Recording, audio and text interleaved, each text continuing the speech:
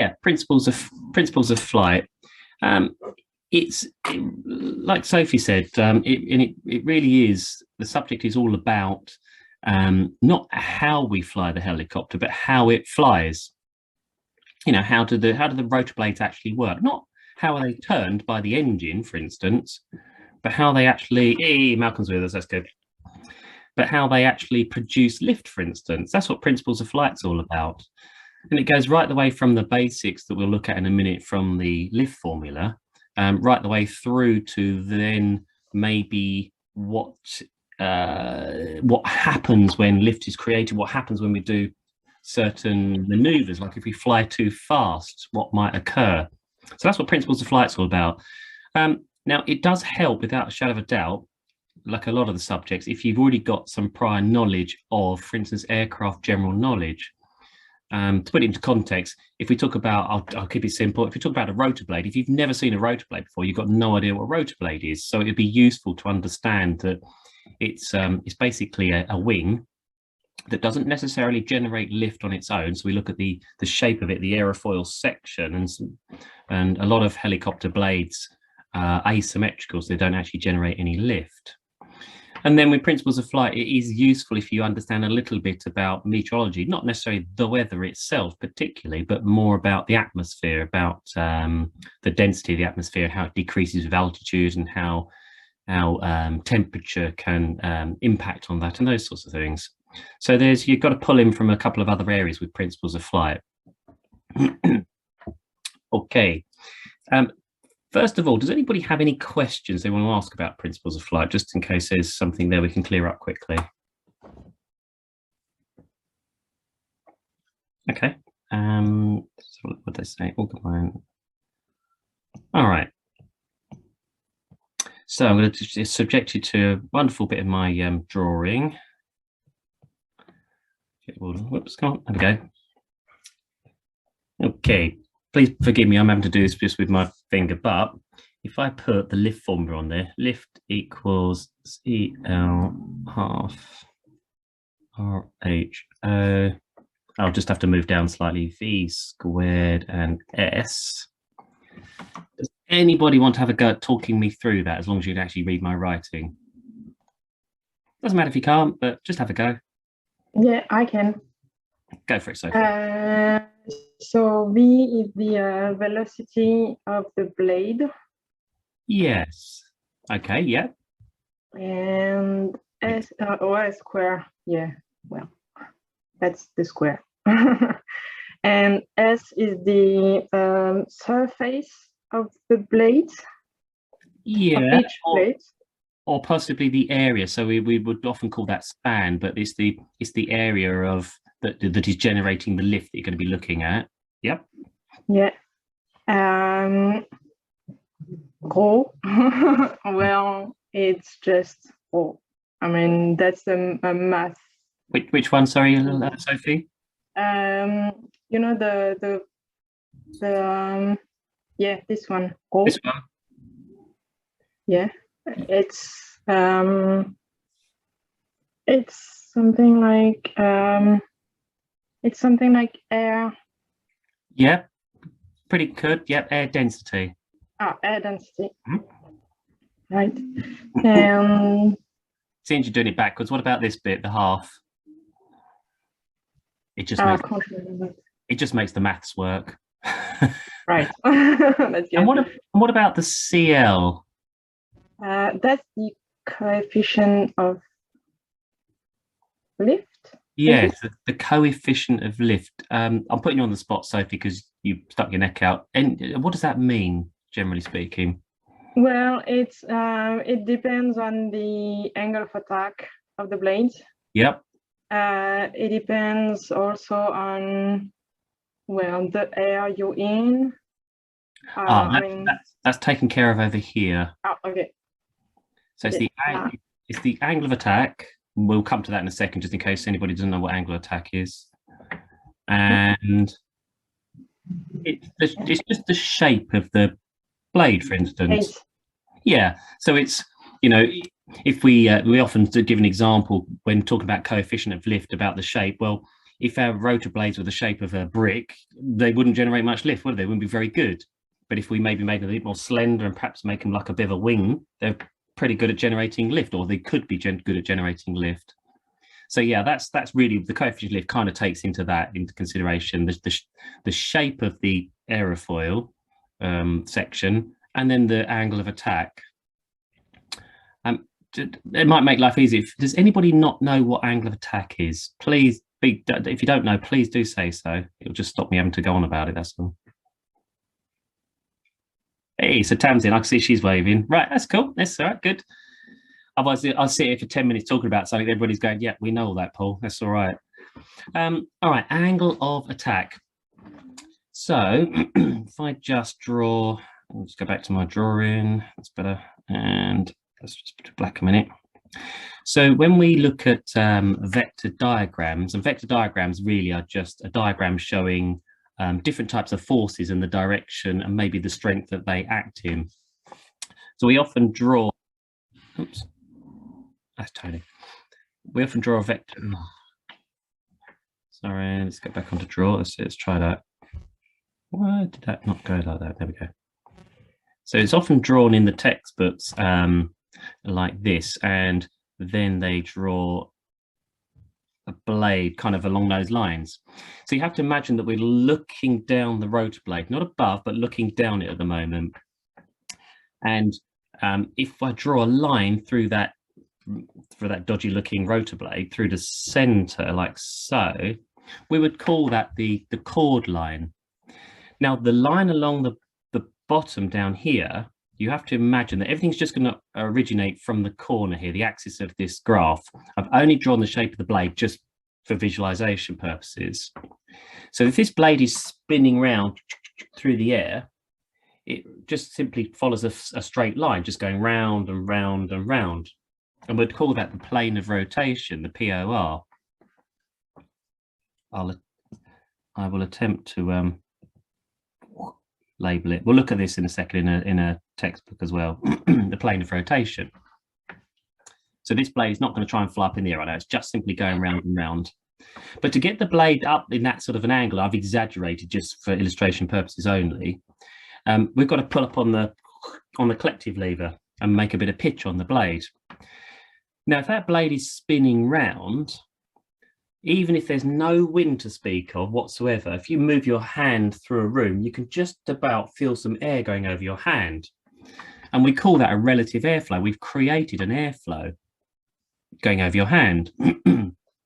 Now, a good example of this is, I think most people have probably done this, certainly as a child, is when you're in somebody's car in the back as a child, window down, you stick your hand out the window. If you keep your hand nice and flat, you can feel the air striking the front of your hand. And if you tilt your hand with a bit of an angle, like a pitch angle, you can feel it still striking the front of your hand, and it pushes your hand up.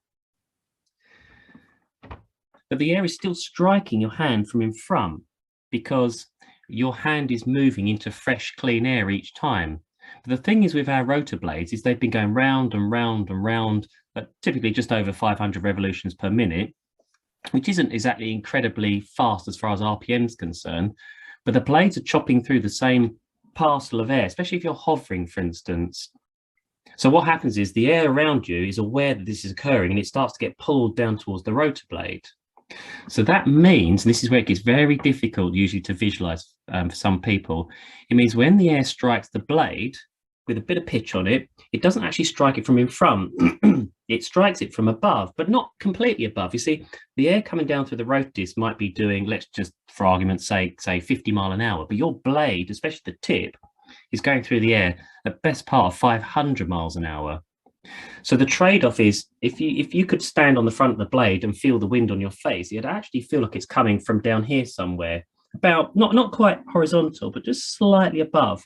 And we draw that as a relative airflow. So if I do the induced flow first, so this drawing the air down through the rotor disc, if you imagine the blades have gone around many times, produces an angle or a vector like this. So imagine that's like the airflow trying to come down through the rotor disc. And from there, right, I might be able to do my straight lines now. Yeah. what that does is it creates this red line, and that's the relative airflow.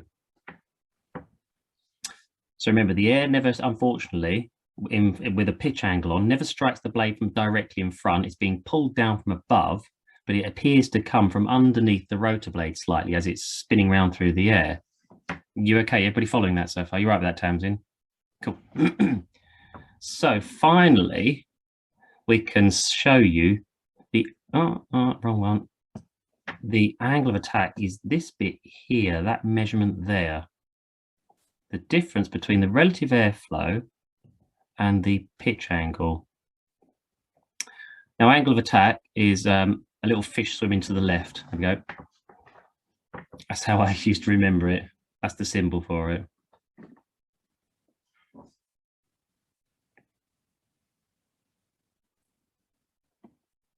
Whereas the angle, for, as I said, from the chord line right the way down to the plane of rotation, that's the pitch. Just simply how much you've pulled the blade up, for instance, with the collective lever, just as an example.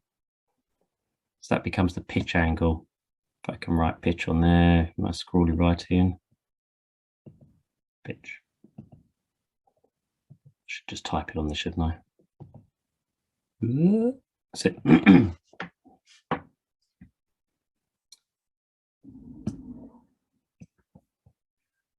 I'll do it like this.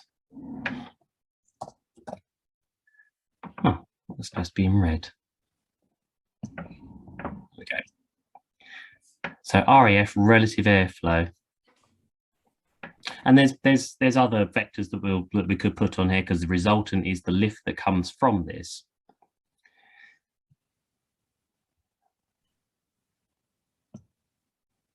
So from that relative airflow angle, we create this angle of attack. And one of the things to always remember is that, I wonder if this is going to work, just bear with me, let's try that, is that the vector of lift is always at 90 degrees to the relative airflow. It looks like that, if I've drawn that reasonably well. So you can see there's a 90-degree angle from here to here. Let's put that on there as well. There we go.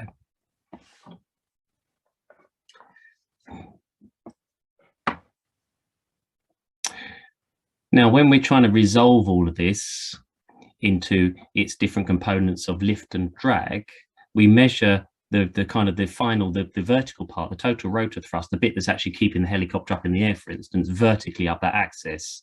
So we would take a measurement directly across to the vertical, and that vertical line, that vertical vector that would appear up here, so I draw it on.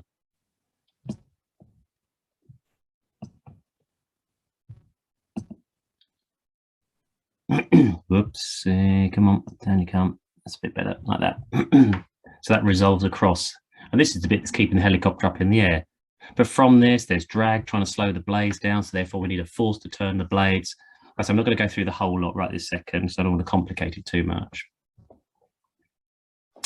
But one of the things we do want to try and discuss and get our heads around is that this red line, this relative airflow, changes.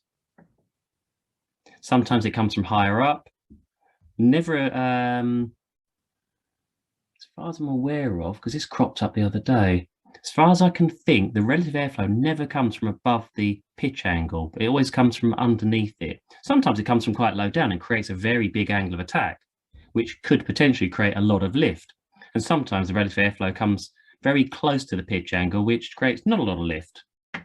So if you imagine, if we actually put the collective lever down in the helicopter and flatten this blade right down here, so it's just spinning through the air, the relative airflow would strike it from directly in front. There'd be no angle of attack, no lift. And that's true, pretty much. When the collective lever's down on the helicopter, there's pretty much no pitch angle, apart from the tiny little, what we call blade twist in there, and pretty much no lift being generated. But if we pull the collective lever up, potentially, we create a relative airflow that's lower than the pitch angle, and hey presto, there's a bit of lift.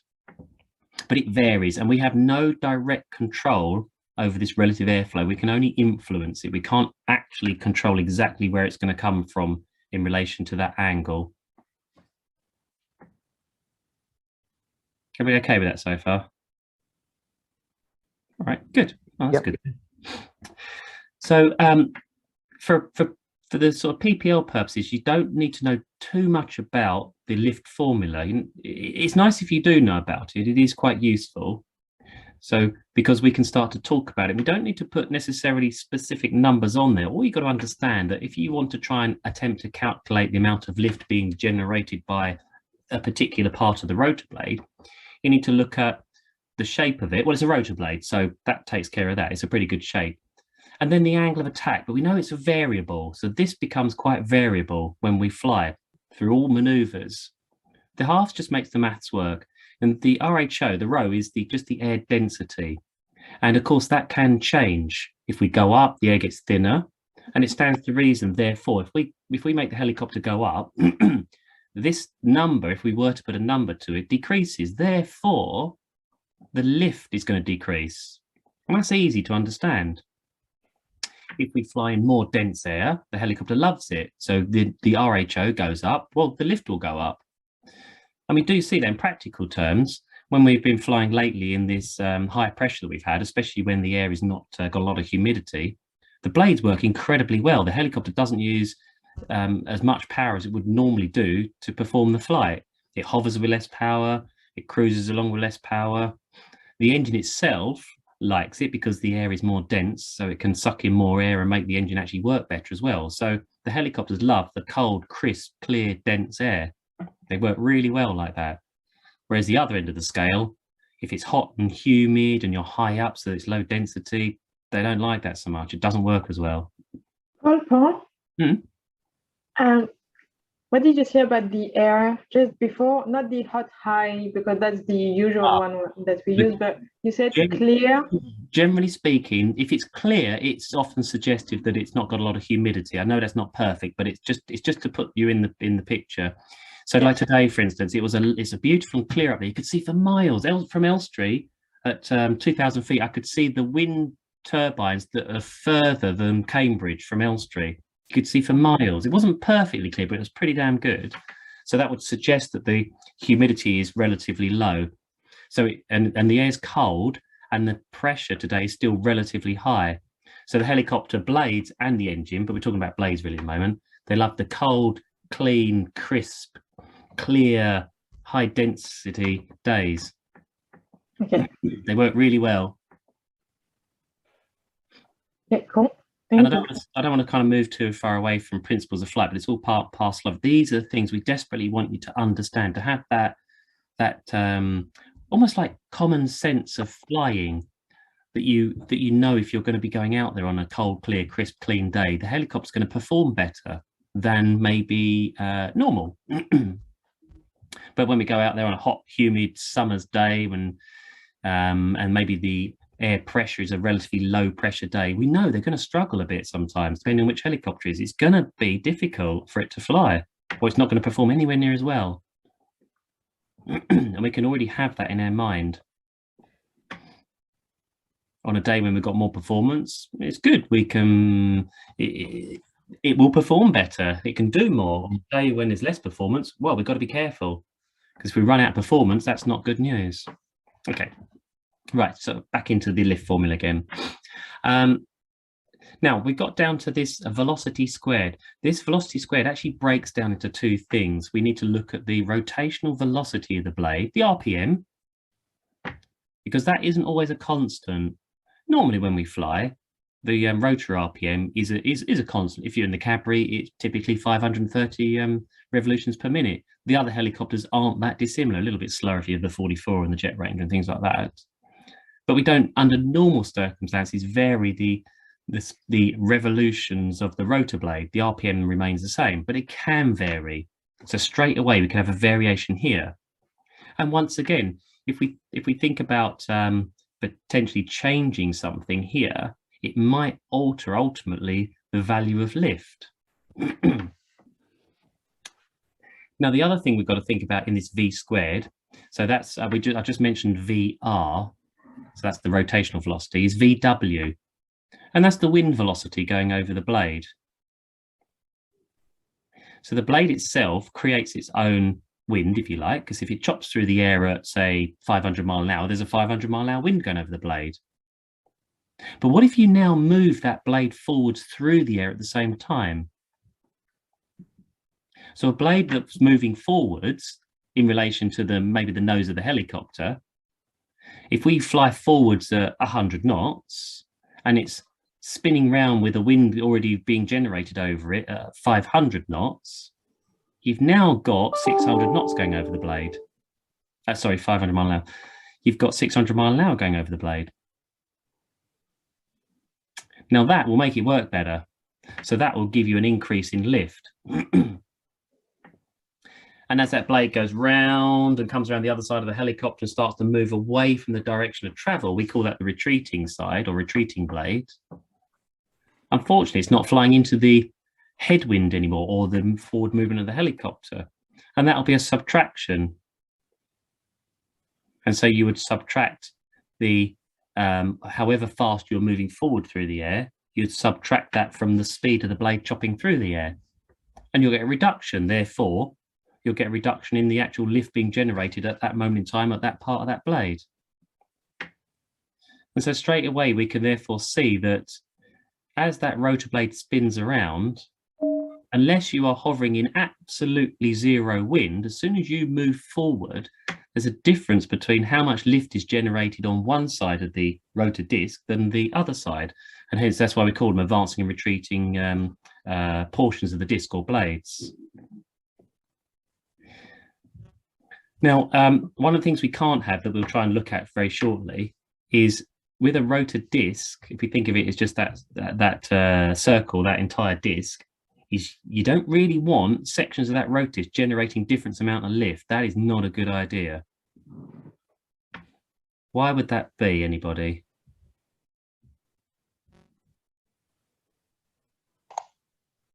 It would cause the helicopter to move or stall in a certain direction. It would certainly, yeah, it would certainly move, maybe pitch or roll, Tony. That's correct. The disc would want to do something. It stands to reason, you know, if you've got, hey, I've got a handy plate. You've got a plate. If you create a bit more lift one side, it will want to move.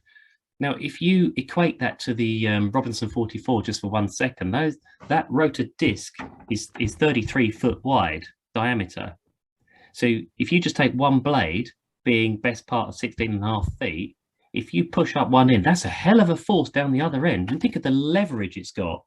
You think of a sort of a 16.5 foot lever, how much force you can apply to something down the far end. It's incredible. So it wouldn't take, therefore, much to make your helicopter move, and pretty quick as well. So this whole, you know, lift, if it becomes different over that disc, we call it a dissymmetry of lift, and that's not good. We need to stop that from happening. But luckily, the designers, Sikorsky, I do believe it is, that discovered this, I think, it seems to be, he discovered a way of preventing this dissymmetry of lift. So just going back to the lift formula, if you can just see it underneath my little vector diagram, we want to try and make sure that as a blade spins round, if we just look at maybe the tip of a rotor blade, as it goes all the way around its 360-degree cycle, it generates the same amount of lift each time. We realize that as soon as we move the helicopter through the air, or even if the wind just blows over the rotor disc, it's going to have this dissymmetry of lift. So the advancing blade gets a plus here, which creates a greater lift. So if we just said for 1 second, if we just said the value of lift is, we'll just say 1 for a minute, just 1 unit, and it's sufficient to make the helicopter fly. If we get an increase over here of just say a half, chances are this will be more or less a half. It'll have increased, won't it? And that will cause a problem. But what happens is, as this blade is allowed to, or gains this extra lift, the blade actually moves up. It's free to go up and down. We call that flapping. Hey, just like it. It flaps like the wings. So it goes up. And when it flaps up, what does it do, Sophie, to the lift formula? Do you know? To the formula? No, not really. Okay. Well, the coefficient of lift changes. We haven't changed the shape of the blade, but we've changed the angle of attack. And this relative airflow alters. The relative airflow comes from slightly high up. So you get a little bit less angle of attack and you get a little bit less lift. So whilst it's had an increase here, it gets a decrease here, and they balance one another out. So the sum total lift doesn't change. So the act of a blade flapping up, for instance, gets a reduction in the coefficient of lift, balances out the lift itself, the overall sum total of lift. Now, on the other side of the rotor disc, the blade that unfortunately has not got quite such a strong airflow over it, so a reduction in VW on this side. Well, if we have a reduction here, we're going to get a reduction in lift, but the blade begins to flap down because it was probably a little bit high, and it starts to come down. And that makes this relative airflow come from a slightly lower angle, which is good because that means you get a better angle of attack, better lift. So we get a plus here. So luckily the blade flapping down creates a positive up here, an increase, which balances out the lift formula once again. And if we were to follow that blade round its cycle, it goes up, it comes down, it goes up, it comes down as it goes that 360-degree cycle. And we call it flapping to equality.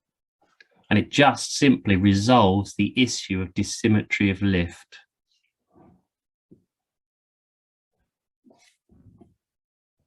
Is everybody okay? Are they managing to follow that all right? Yep. That's fine. Okay. So let me just quickly, I've got to try and remember where it is in this. I just want to show you a PDF of it. Oops, wrong button. Bum, bum, bum, bum, bum. Page down, there it is.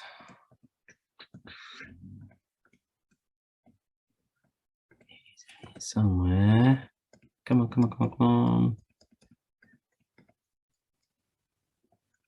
I just want to now show you that in one of the textbooks, but I didn't get a chance to get to it earlier. I'm just going to flick through it. Where is it? Flow roll. There, that's it.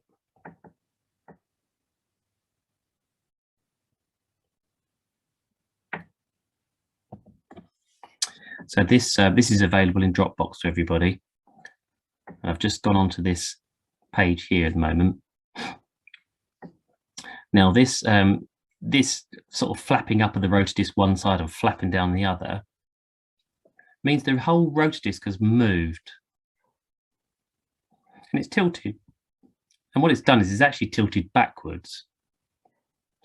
So we know that if we try and increase our airspeed, it alters the lift on the blades. We get this dissymmetry of lift, but it gets resolved by one side of the blade. So if we take the Robinson turning anti-clockwise, one side of the blade goes up, the other side of the blade comes down.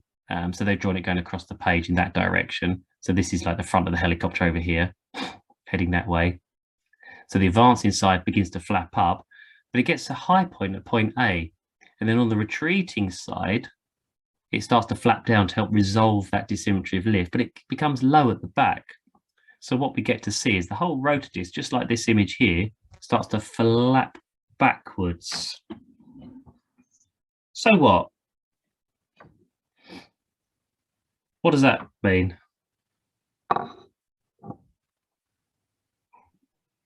Just push forward. You do. Yeah, you just push forward. And that stops it from doing it. But it keeps happening, doesn't it, Peter? Yeah, it does. So you keep pushing forward until you get out of it. Yeah. And when do you get out of it? Is the translational lift? Oh, that's something separate. Oh. It's when you are no longer accelerating. So if we just looked at maybe flying through the air and going at 50 knots and we want to fly faster through to 80 knots, at a steady 50 knots, this flatback doesn't occur.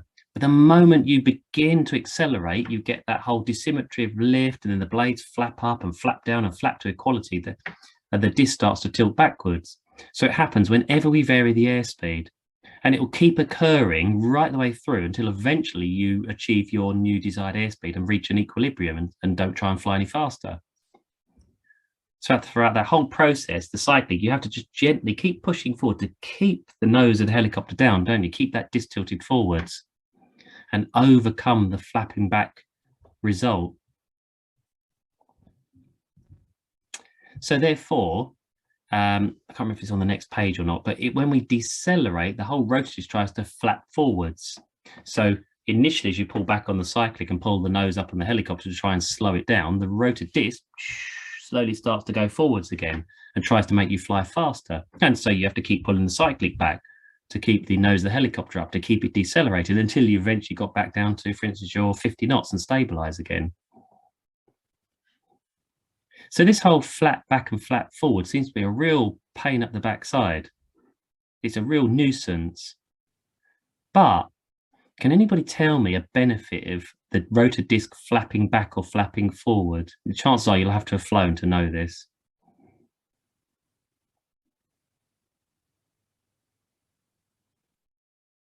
There is one significant benefit of flat back and flat forward.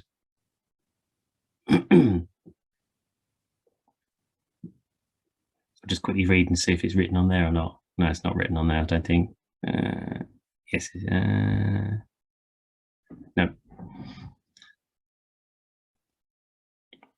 And that is something we don't notice necessarily when flying along.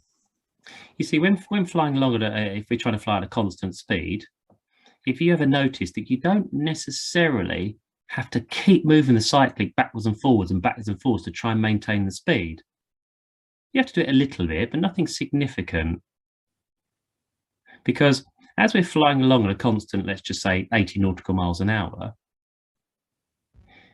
if your helicopter just starts to fly a little bit faster, whether it was you that did it or maybe just an external influence of some description, maybe you even just leant forward in the cockpit, especially in the R-22, as it flies faster, the rotor is flat back and it automatically starts to slow you back down again, brings you back to the speed you were, by which time you realised and you kind of just correct it and stabilise it.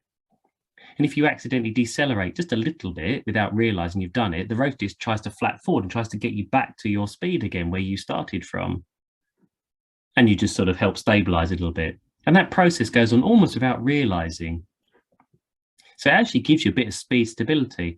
Imagine if that rotor disc wasn't stable in forward flight, it just kind of just did what it liked. You'd be constantly chasing the airspeed all the time. If it didn't stabilise and become nice and steady, it'd be constantly trying to accelerate, you're trying to slow it down, there's decelerating, you're trying to go faster, and you wouldn't get that stability out of it. So the flat back and flat forward helps with speed stability.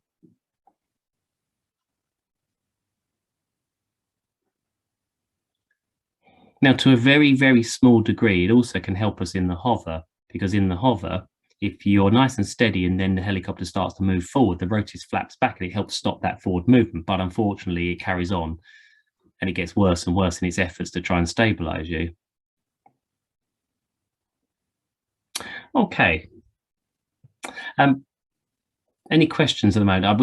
I've not gone heavily into it, but we've just sort of touched upon the whole how rotor blades start to generate lift, and then this whole flapping action that results eventually into this dissymmetry of lift that it gets resolved, and we get back to symmetry of lift. Peter mentioned translational lift. What's that, Peter? Sorry for putting you on the spot. It's a good question. How to describe it? When I don't know, I suppose what it is best to describe it physically, but it's when you're moving through the air and the helicopter is it picks up, it stops that shuddering, but I'm trying to work out how best to describe that in terms of it's moving through the air to the rotors are most efficient at that point. They gain it. Yeah, that's not bad. So it's good. Sorry to put you on the spot. And remember, everybody's just pleased it's not me asking somebody else. So don't ever feel worried if you can't answer it properly. Everybody's like, phew, thank God he didn't say ask me. Yeah, see, this whole translational thingy, this whole translational lift is that as we go from maybe a hovering helicopter and start moving forwards, let's just say there's zero wind for 1 second, because that adds complications. your rotor disc starts to move into air that's not been where you've been hovering. So it doesn't get a chance to suck the air down through the rotors quite so much. So if you move forward, you can go into clean air and the rotors work better. So one thing we do know with translational lift is that whenever you increase the air speed of that rotor disc, i.e. make it fly forwards, for instance, through the air, they work better.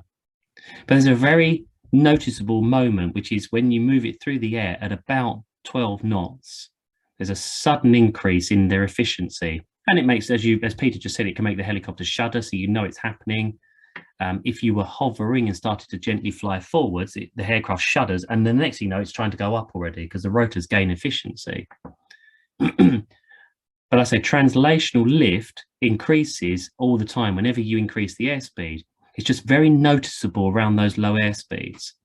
As we get into much higher airspeeds, whilst translational lift increases and makes them work better, unfortunately, there's other things that counteract it, so and offset it. But very, very pronounced at low airspeeds.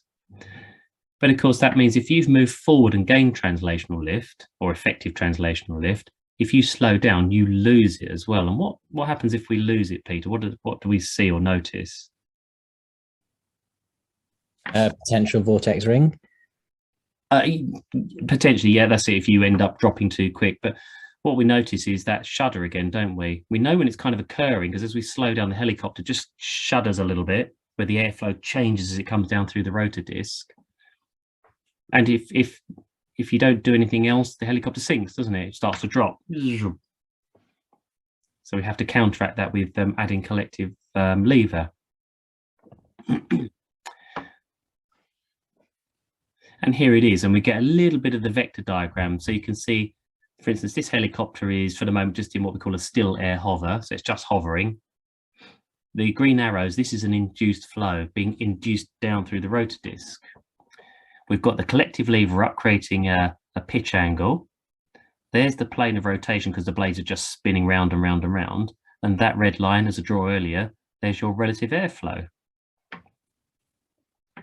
Now, if either A, the wind blows across the rotor disc, or B, you move forwards, without touching the collective lever, what we see is the relative airflow starts to come from lower down because you're moving into that cleaner air. And so for exactly the same pitch angle, you'll gain more lift out of it.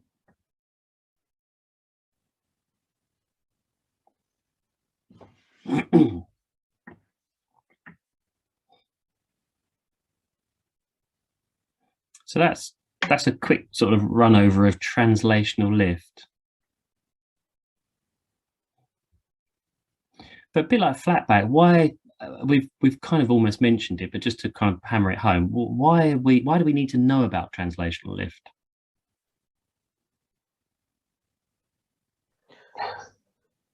So we're ready for it when it happens, so we can control the helicopter correctly. Absolutely, that's it. Because a lot of flying is anticipating what the helicopter is going to do. If we know what it's likely to do, we can be prepared to either A, let it happen, or B, prevent it from happening, can't we? We obviously have to be reactive to it as well. We've got to react to what's occurring at that moment in time, but we can think ahead. So if we are hovering and we want to start flying forwards, we know that at some point, probably this translational lift is really going to kick in and make it go up, and we might not want to go up. So like Tony said, we're ready with the collective lever that as it happens, there it is, we can just push the lever down and hold the hover height, for instance.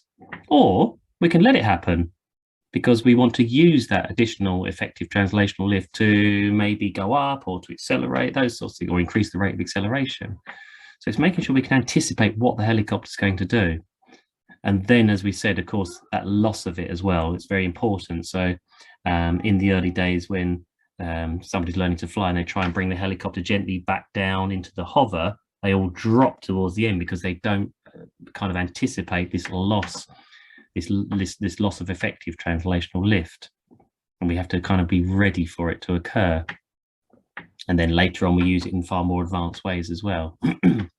So this is why it's really important to understand all these sorts of principles of flight, so you can know what's happening or what's going to happen or likely to happen, so you can either stop it or use it to your advantage. Right, okay, let me have a quick flick through. Let's see what else I can cover. And symmetry, flap into equality. I want to get onto, oh, unbelievable, it's upside down. Rotating around. Oh, would you believe it? The one page I want to show you, or the next page I want to show you, is upside down. So I'm just going to sit here like this. I wonder if I don't have the, I can't turn it around. I can, if I turn my screen upside down. So just bear with me 1 second. Well, yeah, you can. I can rotate my screen, but everybody will come upside down. Just give me 1 second. I've got an idea. I might be able to quickly do it. If I cut that out.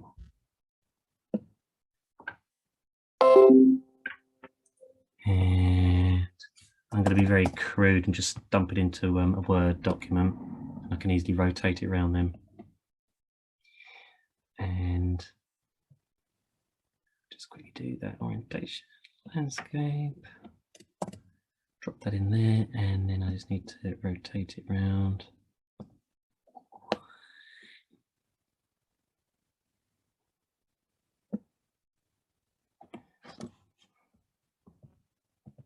Make it bigger. Right, that's better. Catherine, being amongst many other things, sort of a graphic designer and an artist and God knows what else, she hates it whenever I do things like this in Word.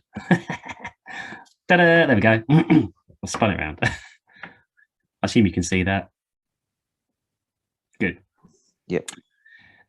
What is, without reading it directly off of all there, what is tail rotor drift and roll, sometimes known as translating tendency?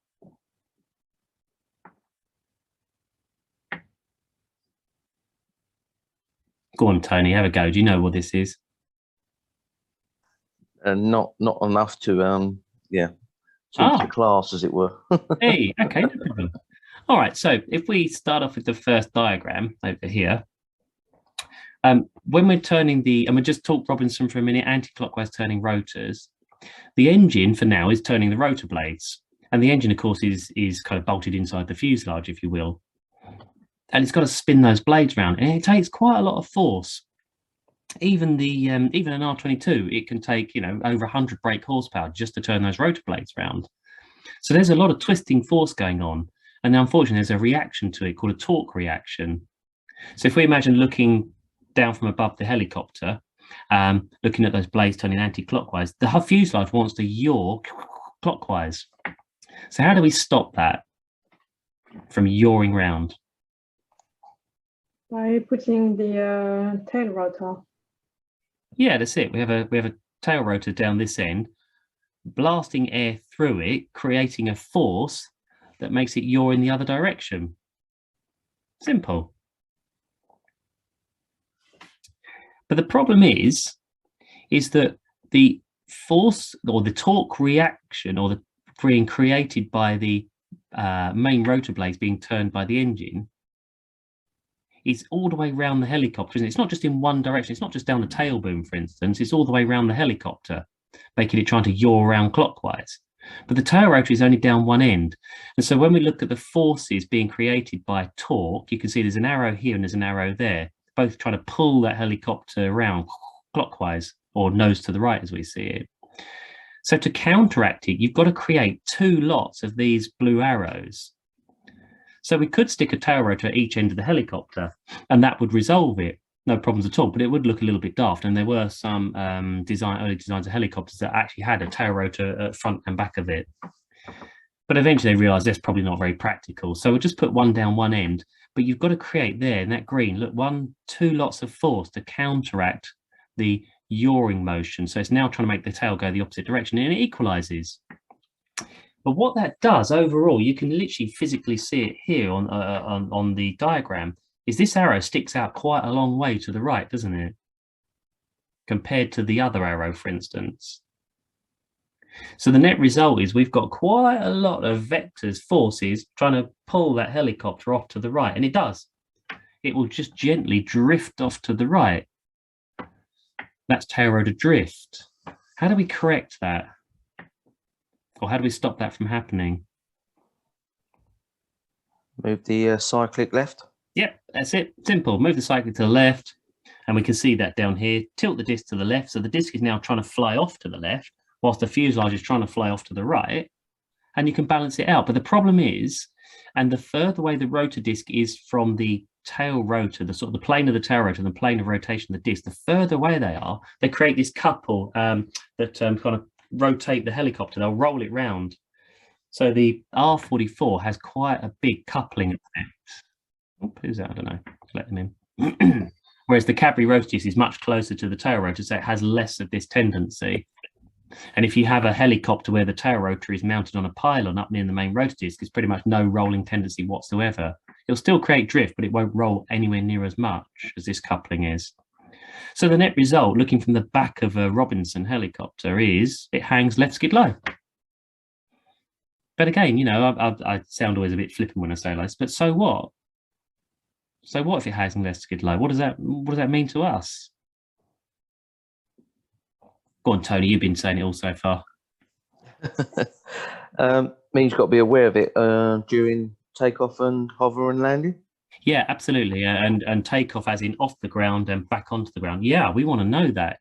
If that left skid needs to hang low just to maintain a stable hover, if you therefore try and take off lovely and level, you're going to drift off to the right somewhere and maybe even catch the ground, which would roll the helicopter over, which is obviously a very bad thing. So you've got to almost deliberately roll the helicopter slightly off to the left as you try and come off the ground. Too much rolling to the left is also not very good because you'll roll the other way.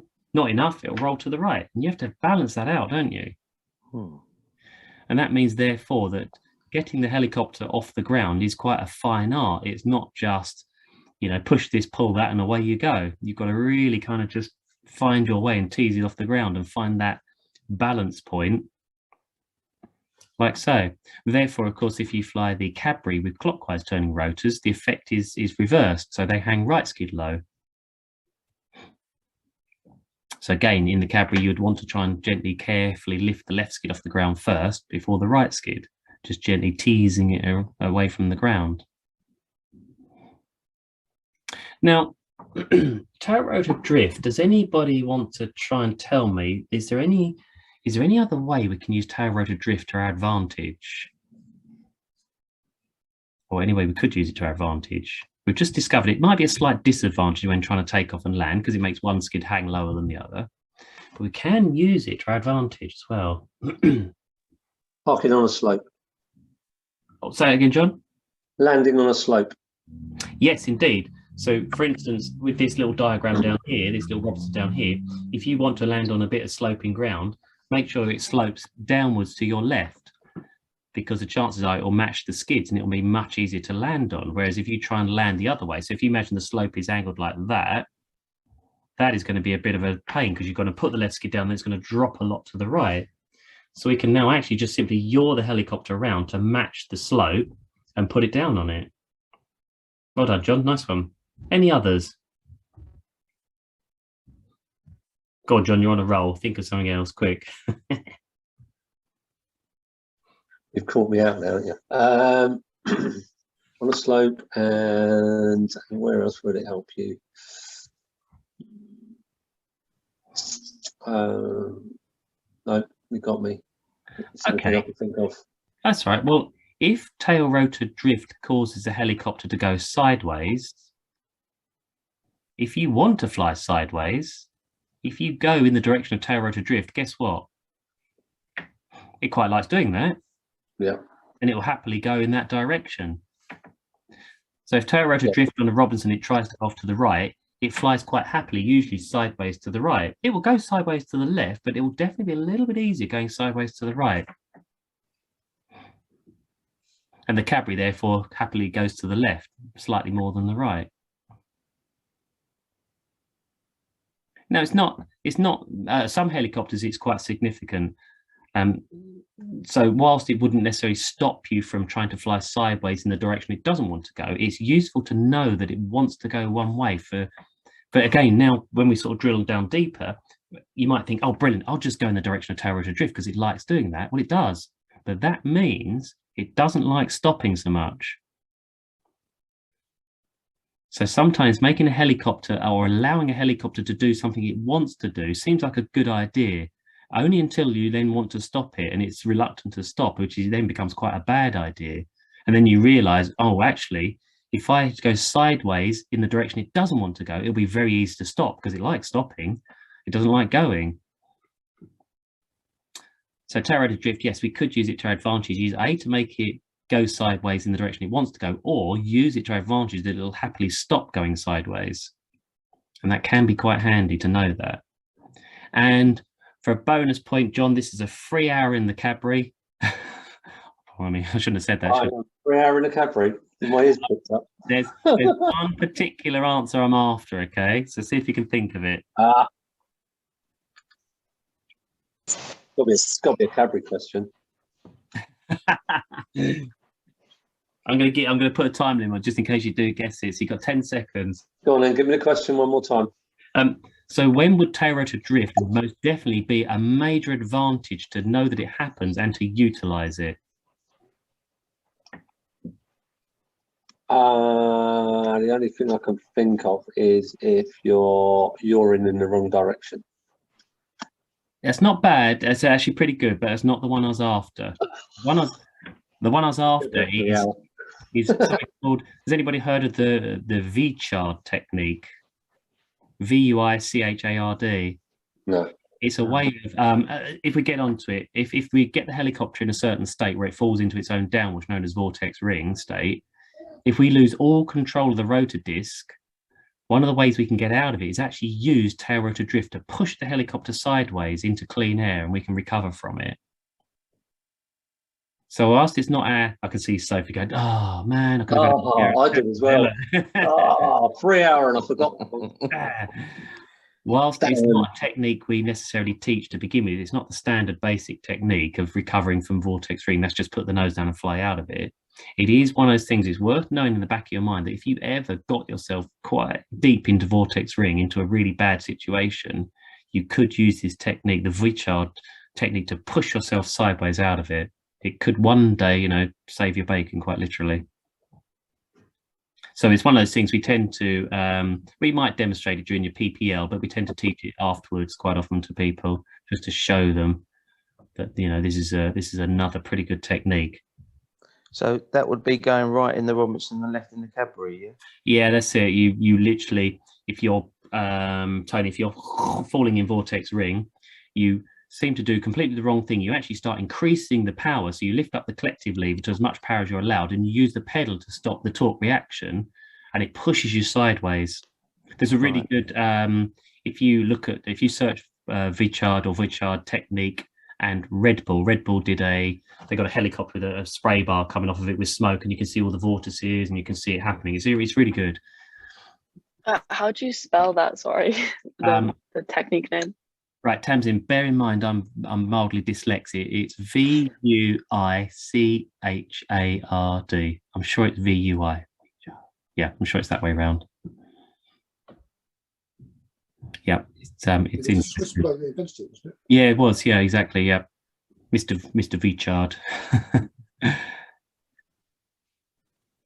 Yeah, he's just, so it's pretty clever. He's just taken something that occurs, tail rotor drift, which for the most part is a pain at the, pain in the neck, and used it to his advantage, thinking, hang on, when can we use this? And it's, to get ourselves out of a potentially very dangerous situation. So once again, knowing how your helicopter works, that is those principles of flight, you apply that, you can apply those in different ways to get the outcome you want from the flight of the helicopter. In both normal flight and maybe, when you're trying to get yourself out of a sticky situation. Is that a technique you could apply when you're short of altitude? Yeah, if done correctly, you can recover in literally a couple of 100 feet. Now, the normal technique of recovery from vortex ring, look, we're chatting about it, so we might as well let's stop sharing a second. I might as well get to vortex ring now we're talking about it. I've got to find that. Where are we? You watch, it's going to be another page that's upside down. It should be, gosh, what was it back then?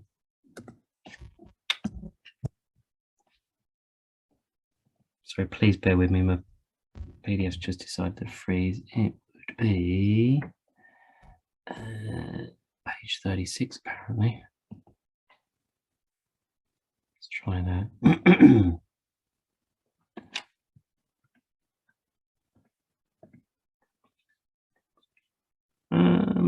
Yep, that'll do. I can show you that.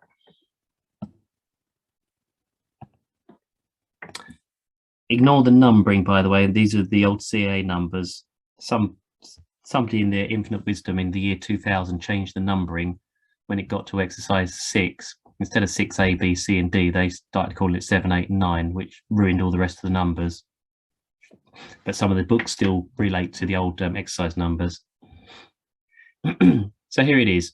This is the exercise when we get to do this. This is hover out a ground effect, but that could, if we're not careful, lead to this whole vortex ring, and it's about recognizing it. And it's where the helicopter drops into its own downwash and the air recirculates around and creates like almost a donut above us. But this donut doesn't make the rotors work very well. Now, the incipient stage of vortex ring, so incipient just a posh word for the beginnings of, is all about recognizing the incipient stage. It's recognizing that if the helicopter is starting to descend and it's starting to descend quite quick, and you've got low airspeed, you've got a high rate descent, and you're using the engine and it's not getting you out of this situation, you're well, to be honest, at that point, you're quite deep into it. But to recognize the early stages of vortex ring means you've got plenty of time to recover from it. And so the normal recovery technique is just, as say, push the cyclic forward, tilt the disc forward and fly into clean air, and up and away you go again. But if you've got this situation so severely developed that, say, moving the cyclic won't actually change the rotor disc attitude, you can't fly forwards anymore. That's when that V-char technique comes into play.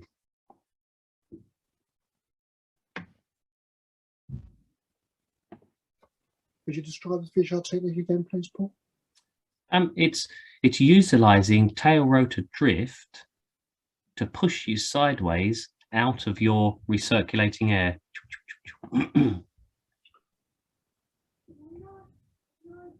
So you just push the collective to the correct direction. This is almost on the assumption that the cyclic now has become useless. If you get vortex ring so severely developed, the rotor disc is useless. It won't do anything anymore. It will generate no lift. It won't change the attitude of the helicopter. There is unfortunately a video on YouTube of an Apache, I think it is, goes into full-blown vortex ring, and it just drops, and they can't get out of it. It just drops and drops. It actually yours as well. It just goes down like this, straight down. And presumably the pilot is probably moving the cyclic and nothing is happening. It doesn't alter the pitch of the roll whatsoever. At that moment, if that's truly what had happened, it got into vortex ring. It certainly looks like it because of the maneuver it does. If they'd have known about the V-char technique, they potentially could have recovered from it, because the conventional method just won't work. Okay. Remember the rotor disc relies on the fact that it is generating some lift to be able to alter its attitude. If those blades aren't in a position where they can generate any format of kind of lift, they generally won't change its attitude, and therefore neither the fuselage. Therefore, you won't alter the flight path other than straight down. The V-char technique, the only slight complication is that if you weren't doing this maneuver, so in the Robinson, lifting the lever, applying the left pedal to oppose the ensuing nose right yaw, if your helicopter does start to try and drift off to the right, and for some reason you put the cyclic to the left because it doesn't feel correct, you'll actually make the situation worse. So you've got to remember which direction your helicopter wants to sidestep. So Robinson to the right, February to the left, and let it happen. Okay.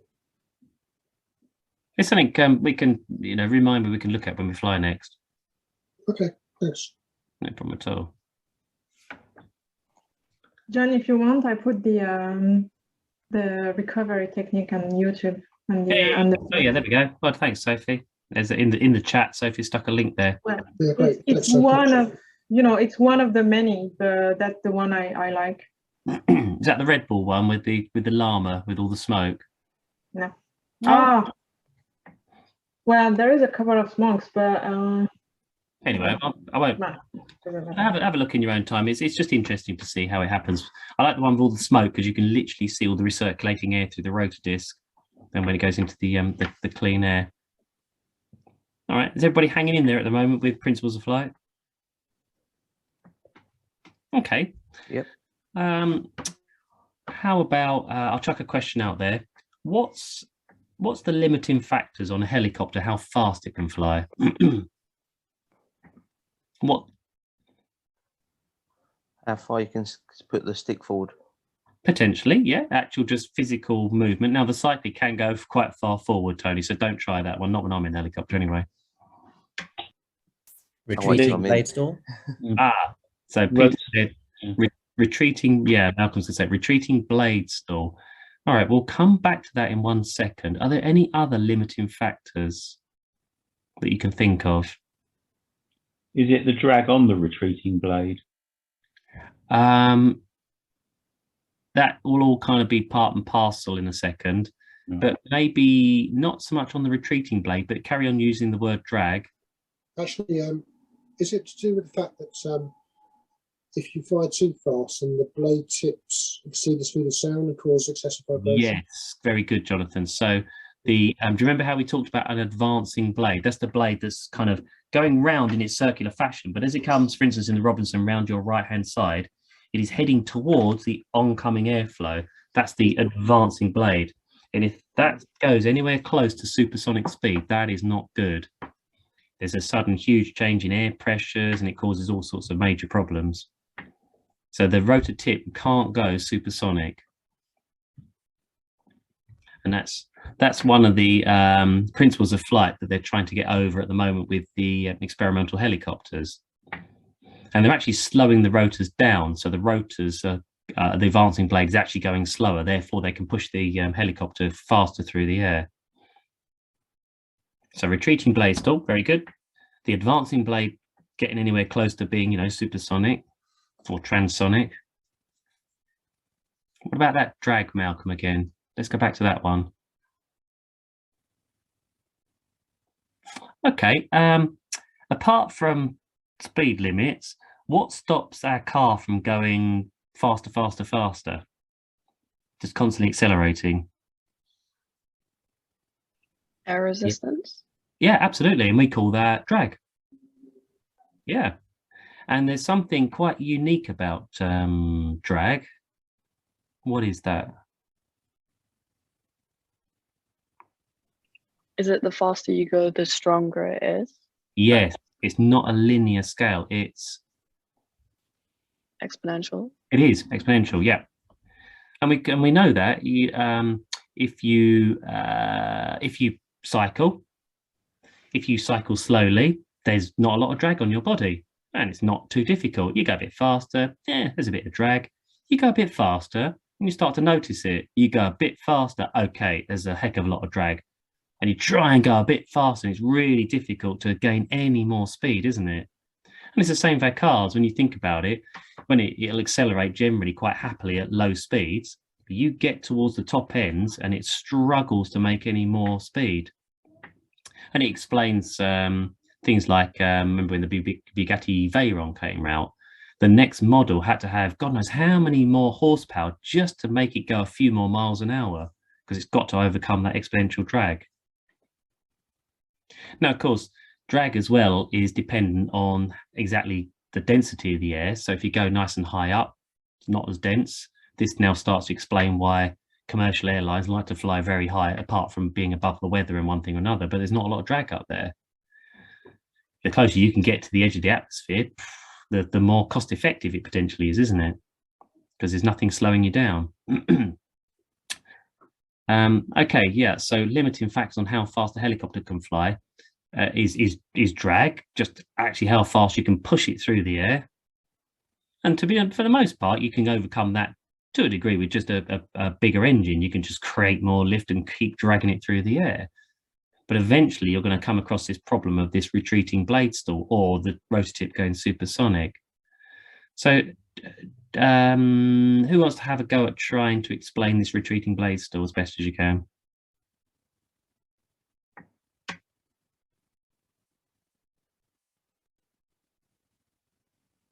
No one. Fine. Okay, it's all right. No problem. Let's see if I can find a good diagram that I can talk my way through. Just bear with me 1 second. Retreating blade stall. Let's have a look. Should be in here. With a bit of luck. Sailing.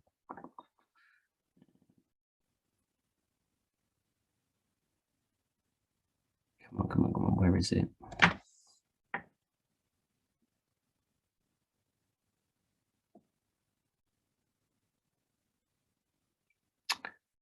I'm going to have to draw it. Say that question again, Paul? Oh, say again? What did you say? Sorry, my phone keeps dropping out. You said something about retreat. Is it the retreating blade stall? Yeah, John, if you go for it, if you know about retreating blade stall, because I know nothing about it, so you've got the floor. Right, I'll go on mute again. No, don't do that. Retreating blade, that's when the blade it's got a lower speed, isn't it? The retreating blade. Yes. And then there's a creased angle of attack, something like that. You got it. Yeah, pretty good. Yeah, can't remember that one. So they call it stall, loss of lift. If we have a look at this diagram over the top left-hand corner of the page, again, remember the helicopters, as far as we're concerned, are flying across the page from left to right. The right-hand side of this diagram, this is the advancing blade going into the oncoming airflow. We can see that drawn here. Therefore, this side is the retreating blade. Now, remember, that caused dissymmetry of lift, but the blades flapped up and flapped down to resolve that dissymmetry of lift. So it's a nice equal amount of lift again. But the problem is that the faster we go, the more this wants to flap up and the more it wants to flap down. And remembering that the faster it flies through the air, it adds airflow to this side of the rotor disc, which is good, it likes that, but unfortunately it subtracts it away from this side of the disc. So the blade is trying to increase the angle of attack more and more and more to compensate. And if you keep increasing the angle of attack, typically beyond somewhere around about 14 odd degrees, does anybody know what happens? I think it starts to vibrate, doesn't it? And yeah, you get a bit of shuddering immediately. Yeah, and you'll start losing lift. Yes, it will stall like this picture down here. Suddenly the airflow becomes incredibly turbulent on the top of the blade. And that's really bad news. So the blade actually stalls. Now the whole blade doesn't stall. Yeah, just a retreating blade. Just a just the blade. tip. And just a section of it. And it's typically the sort of, as it's drawn here, around that kind of that back area here, that back left quadrant begins to stall because it's so desperate to create this whopping great angle of attack to try and compensate for the loss of VW, wind velocity over it, that it gets into this little state down here and it can stall. So what happens then? You get loss of lift, so you start coming down. Well, some total lift definitely has reduced, but something else occurs. If you imagine before all this happened, this rotor disc was generating lovely equal amounts of lift. So a bit like, you know, the plate that had some lovely biscuits on it just now is all nice and level and stable. But if you start to drop lift in one point, it does that, doesn't it? And so the disc, the rotor disc, bearing in mind that this side is still generating lots of lovely lift, and so is the front, this back corner will start to drop, as we said. Well, back corner is a circle, sorry, but that back quadrant, as it were, it will drop. Is this where you start cutting your tail off on a robo? Yeah, potentially you can chop the tail off the helicopter. It will violently pitch nose up and roll off to the left, and do all sorts of nasty things. Not in a Cadbury, but Now, in reality, you do have to fly pretty fast forward for this to occur. certainly at the, in the altitudes that you're flying at in the UK. But once again, if you fly quite high up in the air that's not very dense, the rotors are already working a lot harder just to generate enough lift to overcome the weight of the helicopter. You see, when we go high up, let's just say 14,000 feet above sea, the air's pretty thin up there. People generally start to need a bit of oxygen. And the poor old rotor blades don't work as well. The weight of the helicopter is no different. Gravity still acts the same at that point. It's not, it's just not that different up there. So the blades are already working really hard to make you fly. So if you then fly really fast, they've got to work so hard that rotor disc will start to fail, and that as we see it between C and B. And so retreating blade stall could occur earlier with high altitude. As I say, for the most part, of course, you're flying in the UK, and the chances are you generally don't fly that high. But you do need to know about it, because one day, you never know. One of our, somebody we taught to fly, he now flies around the Matterhorn, and he flies very high altitudes, even in a little R22. So he has to know about all these sorts of things, because the onset of retreating blade stall is a lot earlier than it would be back down at Elstree, for instance. But day-to-day flying, this, generally speaking, I've never ever even slightly experienced it ever in all of my flying.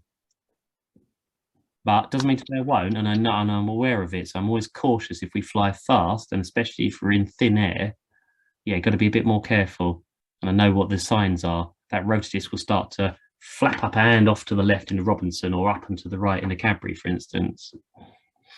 And all you do is reduce your collective pitch to get rid of some of the pitch to unstall that portion of the rotor disc. Will that happen in a Cadbury as well, as much as a Robbo then? The fact that it's got 3 blades, or is that me thinking differently? Yeah, because when you look at the rotor tip speed, they're all very similar. The Cadbury appears to spin a lot faster. A, it's just an illusion because it's got 3 blades. But B, also the rotor disc is quite small in comparison. It's smaller than the Robinson 22 rotor disc. So RPM wise, it does spin a little bit faster. But the airflow over the blade, John, is very similar to the 22s, the 44s, the 66s, the Jet Ranger. There's not a great difference. But there's a retreating blade coming around sooner with 3 blades, surely, than 2. Well, you would just look at the individual blades that then create the sum total of the rotor disc. So it's still the same. So the Cadbury, it stalls this side between C and D. Right. Okay. So to a degree, it doesn't matter how many blades you've got. There are other factors that that will influence the onset of it. But again, you'd really have to push the Cadbury hard to get into this, or fly very, very high altitude. Yeah. Okay. In some very, very thin air. How about airflow reversal? Because it talks about it over here. Got a little blue spot on the rotor disc. So remember that we measure the speed of the rotors in 2 ways, potentially. The speed at which they're rotating round at, the RPM. Excuse me. And something we can't actually measure or see is the velocity of the air passing over the blade. Now, again, if we fly fast enough forward, whilst the RPM of the blade, let's just say 500 revolutions per minute at point B over here at the tip of the blade, is identical to the root, 500 revolutions per minute. But the speed the blade is chopping through the air at point B is very fast. Like I say, it's best part of 400 nautical miles an hour. Whereas down at the root, it might only be 40 miles an hour. So if we were to examine the root of the blade, if it's only kind of appearing at that moment to go backwards at 40 nautical miles an hour, but you're flying forwards at 100 nautical miles an hour, the airflow would actually be going backwards over the blade because you're flying faster forward than it is going backwards. Now that sounds like a tongue twister and a lot to get your head around. So a good analogy of that is, especially for instance today, if you go outside and walk towards the wind, just at 3 miles an hour, you'll feel the wind at whatever speed it's blowing towards you at, let's just say 17 miles an hour, plus your 3, you feel a 20 mile an hour wind on your face. But if you turn around and walk away from the wind at 3 miles an hour, you don't feel the wind on your face. You still feel it from behind you. But it's not at 17 miles an hour anymore. It's at 14 miles an hour because you subtract your forward movement at 3. But it still comes from behind. And that's exactly what's happening here at that root of that blade. And that airflow is reversed. Now, luckily, this doesn't have a huge impact because it's only down at the root of the blade in that section. Doesn't really cause any disturbance of the rotor disc. You just get a small amount of reduction in lift. So it's not, thankfully, significant. But if you couple that with the whole retreating blade stall, yeah, the two factors together, as it's got in red down here, even more likely for the blade to strike the tail, which is not good. Damages a perfectly good helicopter and loses control. Okay.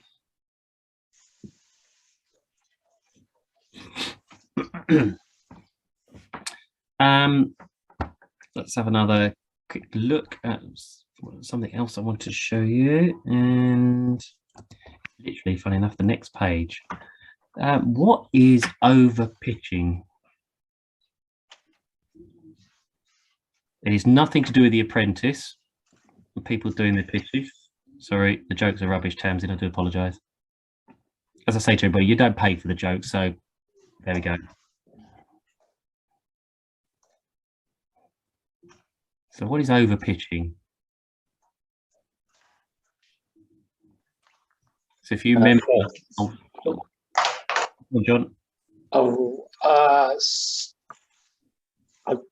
think it's when the blade's flat down, is it? When you're asking too much power from it. Is it something to do with that? You're on the right track. You're asking too much, definitely. Not you personally, John. Never. No. You never ask too much. But I'm sure it's. Is it reduced RPM, something like that, and the actual blades? That might have something to do with it. So first of all, what is pitch? Can you remember when we went back to that? If you can just about visualize that diagram, that first one I did, I can call it back up because it does save it. Yep. Change of pitch of the blade. Yeah, and if we just talk maybe collective pitch, because the cyclic does change pitch of the blade, but it makes it go up and down in a cycle. So if we just talk about the collective lever when we pull it up increases the pitch of, if we just take the Robinson, both blades at the same time by equal amounts. And it increases the pitch. And as we said earlier, with a bit of luck, that creates more lift. And with a bit of luck, it gets off the ground and it hovers, for instance. What happens if you keep pulling up? The engine almost stalls, doesn't it? Yeah, that's it. Much RPM, yeah. So eventually, for instance, the engine just doesn't have enough power to keep those rotors turning, because the more pitch you pull, potentially the more lift you create, but the more drag you create as well. And the drag tries to slow the rotors down.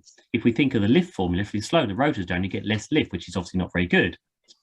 It's counteractive. So the engine works harder to maintain the rotor RPM. But the engine, as I said, can only produce a certain amount of power. It's not endless, limitless amounts of power. So eventually the engine runs out of oomph. And another good analogy for this, because nearly everybody drives a car, for instance, is you're cruising along down the road. Let's just say you're doing 70 miles an hour, and you come across a hill in the motorway. Well, if you don't put your foot down, you're going to slow down. If you don't want to slow down, that's like a rotor blade slowing down, because that's not good. So you put your foot down a bit more, and the hill gets a bit steep, and you put your foot down a bit more, and the hill gets a bit steep, and you put your foot down a bit more, and the hill gets a bit steeper, and there's no more putting your foot down. If that hill gets any steeper, your car will slow down.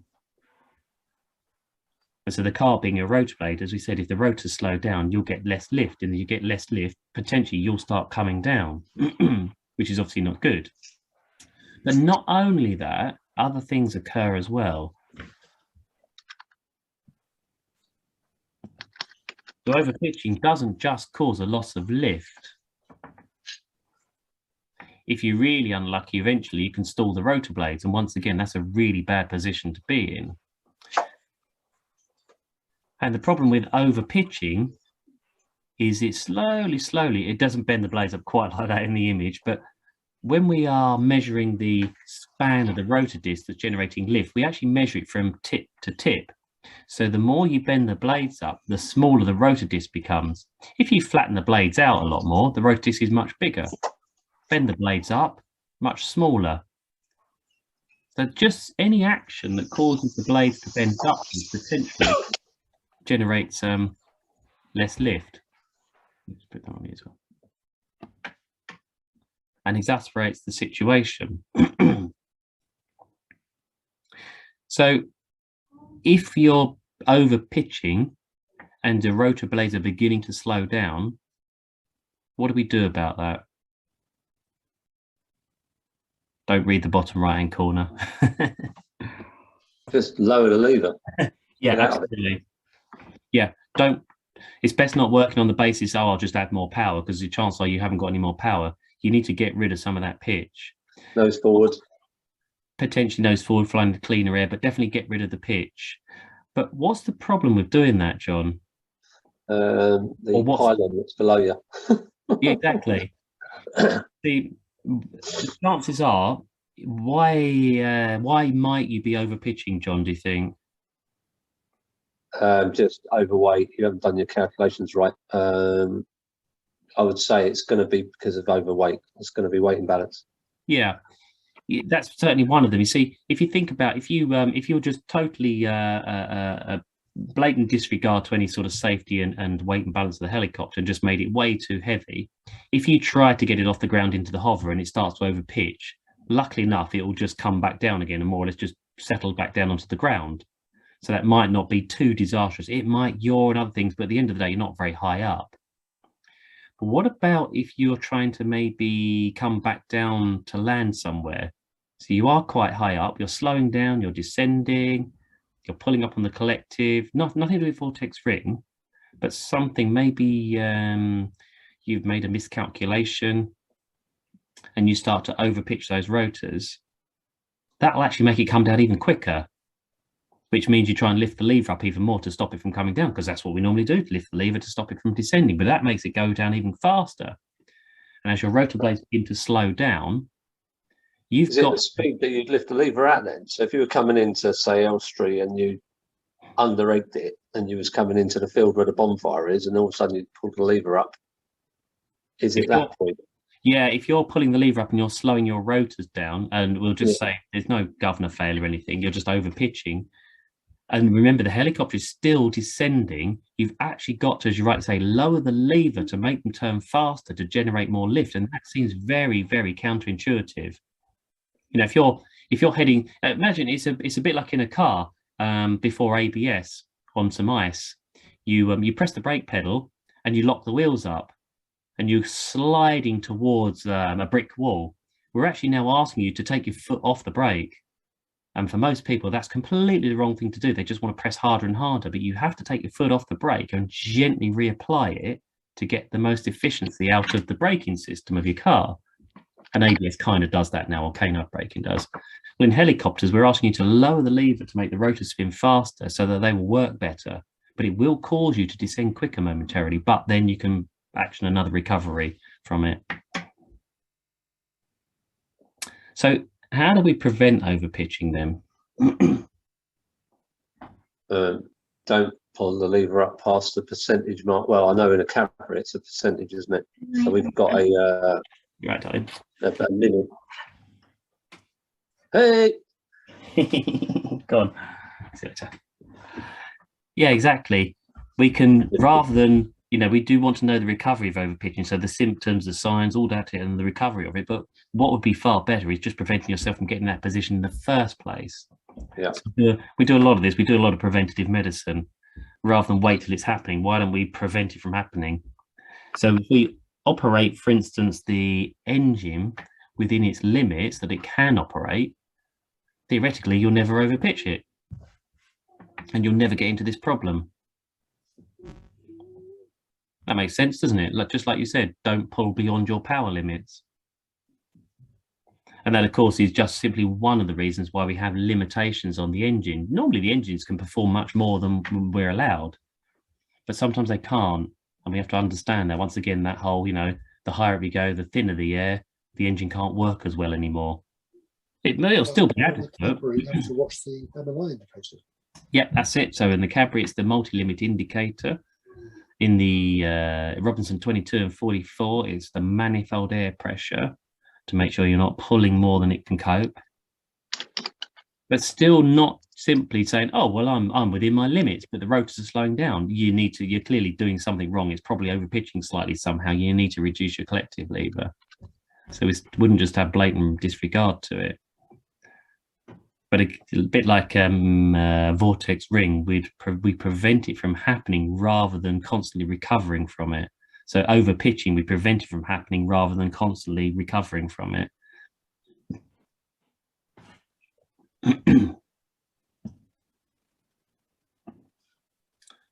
Okay, anybody got any questions?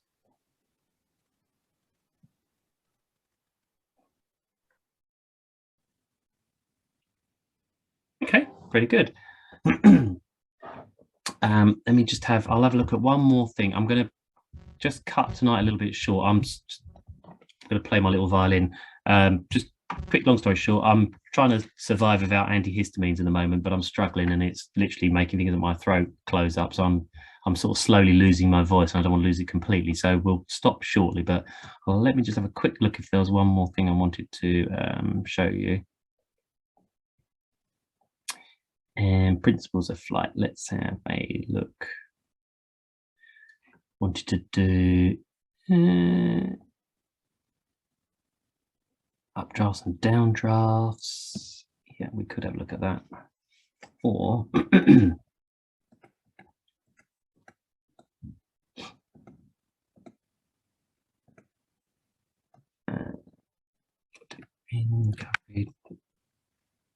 oh yeah, let's have a look at Tolerator authority briefly.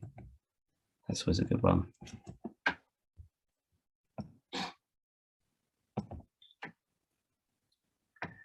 Okay, what do we mean by tail rotor authority?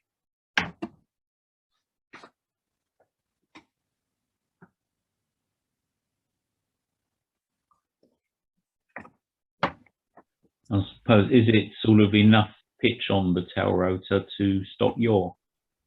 Yeah, that's it. It's literally the authority the tail rotor has over yaw. And of course, for the most part, we want to make sure it can always have authority. We don't want the helicopter yawing out of control, do we? We always want to have the ability to control it and stop it from doing something we don't want it to do. But different situations, for instance, with the wind, as this page explains, alters the authority of the tail rotor. Sometimes it improves it, and sometimes it worsens it. So this whole study guide is based on the Robinson 22, which is obviously at the end of the day very similar to the 44 and even the Jet Ranger in a lot of ways. So the Cadbury is just the other way around. But here we have in diagram 1 just an R22 hovering quite happily, no problem at all. It's only left pedal turn shown because it's against torque reaction for the moment. Excuse me. Oh, let's see. Now, if we try and yaw the helicopter off to the left, and this vector here, this little 3-feathered vector is the wind, showing the wind coming towards the helicopter. It doesn't necessarily want to do that. You know, it's not too bad. It's only 10 knot of wind shown here. So hovering into wind nice and easy, turning off to the left, yeah, not too bad. With the wind coming from sideways on, yeah, it wants to try and straighten up. It wants to try and yaw back towards the wind for 2 reasons. A, at the back of the helicopter, there's a vertical fin, and like the weather vane on top of a church or a barn, it wants to point in the direction where the wind's coming from. So this little helicopter here, especially in this position, 0.3, desperately wants to go back to where it is at 2 and 1. So the vertical fin tries to yaw you back round to the right, but also the tail rotor does as well.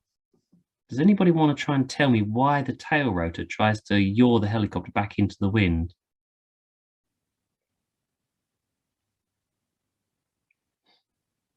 And the tail rotor actually has a stronger effect than the vertical fin. Is it to do with tail rotor vortices? It's possibly, but that's generally that's loss of tow rotor effectiveness. But yeah, you kind of, you know, possibly on the right sort of track. Well, when we let's annotate this one. When we look at the airflow passing through a Robinson tail rotor, just get my color. Oh, I need a hit that arrow there. That's it. It passes through that direction. That's the direction of airflow through a Robinson tail rotor. Now, the tail rotor is basically the same as the main rotor. It's a lot smaller. It's turned by the engine, but the tail rotor has no cycling, but it has a collective pitch, and the collective pitch is the pedals. So in the Robinson 22 for the minute, if you press the left pedal, it's just like pulling up on the collective lever. You increase the pitch positively to make it work harder. And when you press the right pedal, you decrease the pitch, a bit like lowering the collective lever. So we now know that in a Robinson, with anti-clockwise turning rotors, left pedal, it works harder. So it demands more power from the engine for one. And it doesn't like yawing to the left, but we do because it's easy to stop the yaw to the left. Now, when we look at the wind here, it tries to pass through the tail rotor, and it does. It goes in the direction, look, it meets this flow and passes through quite quickly. And it passes through very cleanly, which is good. But because it accelerates through, those poor old tail rotor blades don't work quite as well. It's known as an induced flow. So you're increasing the induced flow through the tail rotor, which is not so good. So to make it work, you actually need more left pedal just to hold that position. So as you try and yaw to the left, the efficiency of the tail rotor kind of reduces slightly, and it tries to yaw back round to the right. So we have to put more and more and more pedal to get it beyond this point here. Once we get beyond that point, because that's the worst angle for the for the wind to pass through, like that, increasing that induced flow. Once it gets to this angle here, it's not as bad. It works a lot better. So it doesn't take quite so much effort. And then to hold the tail into wind is all right, it's not too bad. As you come around this way, once again, the wind itself is trying to pass through the tail rotor, but the tail rotor airflow is coming from that direction, and the two oppose one another. And that slows down the wind, etc., trying to go into the tail rotor, and it reduces this flow of air through it, and it reduces the induced flow, which gives it more angle of attack, which makes it work better. Now, what that means, if that tail rotor suddenly starts to work better, it will spin round, it will yaw around to the left. So we can use actually a bit of almost right pedal to slow that yaw back into the wind again until eventually we get back down here. So we can see in a 10 knot wind, to yaw complete 360 to the left, we have to start applying some left pedal, more left pedal, even more left pedal. But we get to this point here and we can start reducing the quantity of left pedal we're using. Holding it steady with the wind from the back is not too bad. At this point here, it's not like we're pressing right pedal, but we don't need a lot of left pedal for it to continue yawing back round. But once you get back to this configuration, you need a little bit of extra left pedal to get it back into wind again. Now, if we up that wind, let's just say a 30 knot wind, it's quite happy to point directly into wind because it loves pointing into wind. But you try and get it out of the wind with a 30 knot wind passing, rushing through there, takes a heck of a lot of pedal. This is very tricky as well. Wind from behind, not too bad if you can get it exactly from behind. And this angle here, yeah, it just tries to whip you round. Now, we were talking about this whole weathercocking tendency as well. Why is it so difficult some ways and not so in the other? Well, like I said, when you imagine the wind cleanly passing through the tail rotor from that direction, it doesn't make the tail rotor work very well. So the helicopter yaws to the right. But when the wind comes from this angle, opposing the airflow trying to pass through the tail rotor, because it's passing through like that, with the wind coming from the other angle, it makes the tail rotor work really well, which makes it yaw to the left, so it goes back into wind. So what we discover is when we are hovering in a wind, with the wind coming directly from in front, if the helicopter if the wind changes direction, for instance, over here, the tail rotor loses a little bit of efficiency, like this diagram here, and it yaws towards the wind. But if the wind changes direction and comes from over here, then the helicopter typically yaws to the left back into wind again. And that's mostly the tail rotor doing that work. Now, there is something called oops.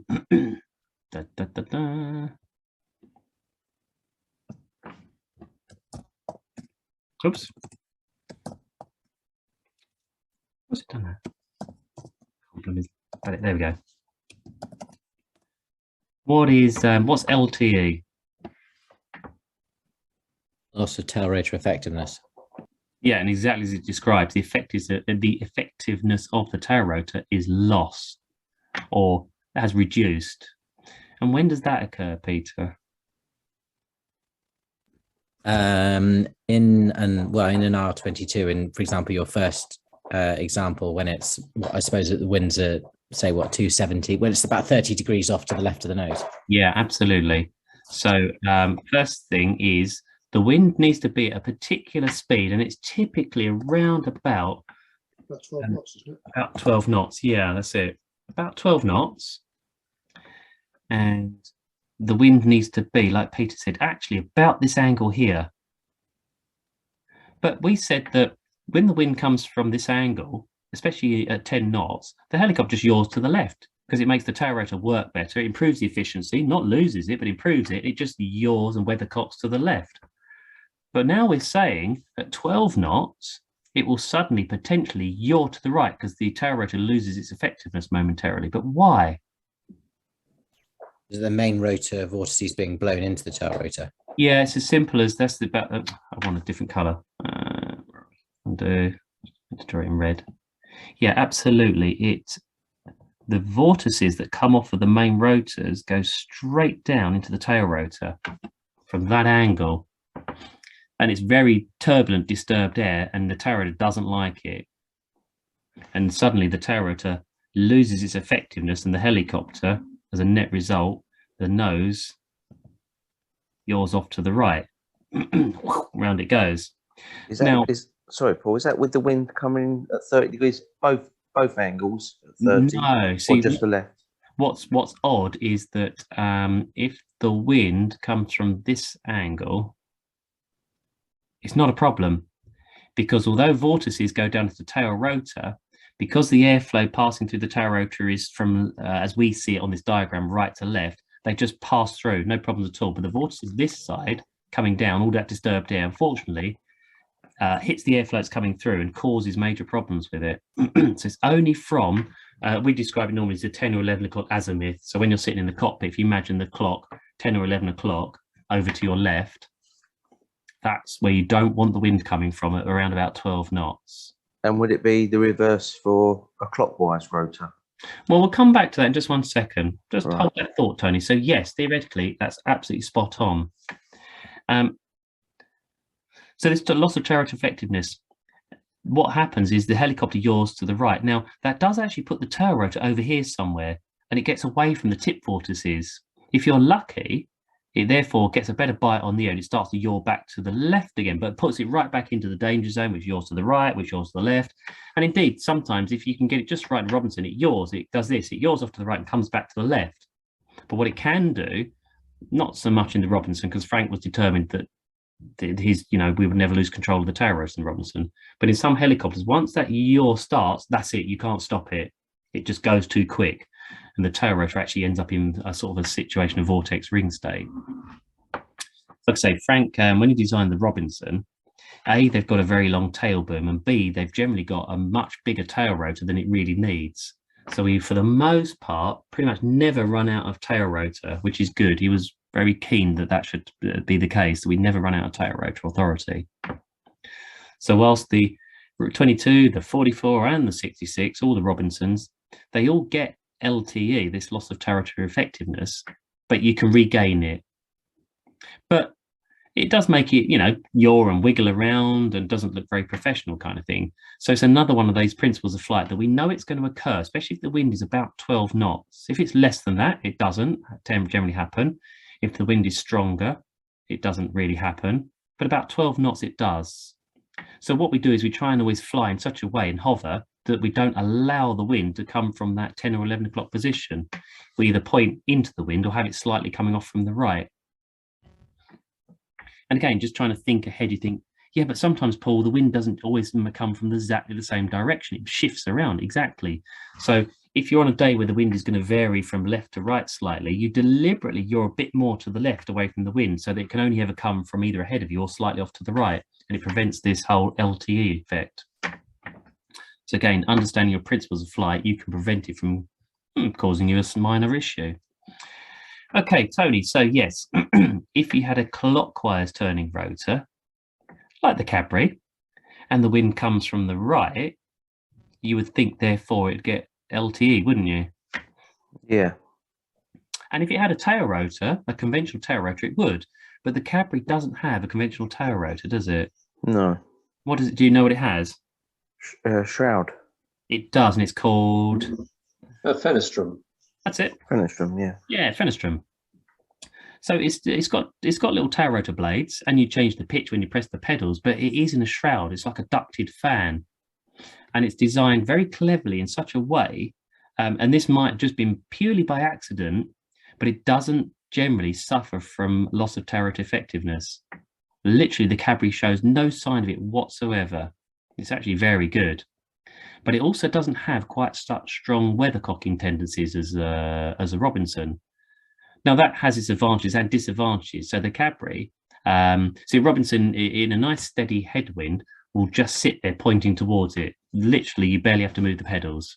Whereas the Cadbury doesn't do that quite so much. It's quite happy to start yawing out of the wind, but it doesn't get this LTE. So in the Cadbury, if the wind comes off from your 1-2 o'clock angle, it's not a problem. It copes with it, no problems at all, no sign of LTE. But it doesn't try to point you always towards the wind, so you kind of got to help it. But as a result, the Cadbury is very, very good at doing spot turns in the wind, whereas the Robinson is not quite so good. It's perfectly capable, but it's much easier in the Cadbury to do spot turn. But the Cadbury need a lot of right pedal, don't you, when you're in the hover? Yeah, you do, but that's only because the pedal input to force provided by the Fenestrum is not a linear scale, whereas on tail rotor it's fairly linear. Yeah. So the Cadbury has a little bit of not a dead spot, but a slight plateau when you're pressing the right pedal, and you just have to get beyond that point. Otherwise, it's very effective. Anyway, there we go. There's a bit of tail rotor authority, a bit of weathercocking, a bit of LTE, typically around 12 knots. We now know there's a distinct difference between the two types. The Jet Ranger gets LTE as well, but the Cadbury, pretty much no sign of it whatsoever. There we go. So there's, I mean, principles of flight. Oh my God, we've only touched upon a small amount. There's plenty more to learn, but it just gives you a little insight to it.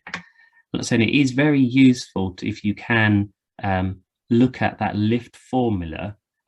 Whilst you don't have to necessarily try to actually apply numbers to it, it's useful to know how part of the lift formula increases and part of it decreases in certain circumstances, which will have impact on the lift. That's very useful when we start looking at the effects of the airflow on the rotors and therefore the flight that you're actually making, etc. We touch upon the lift formula quite a few times.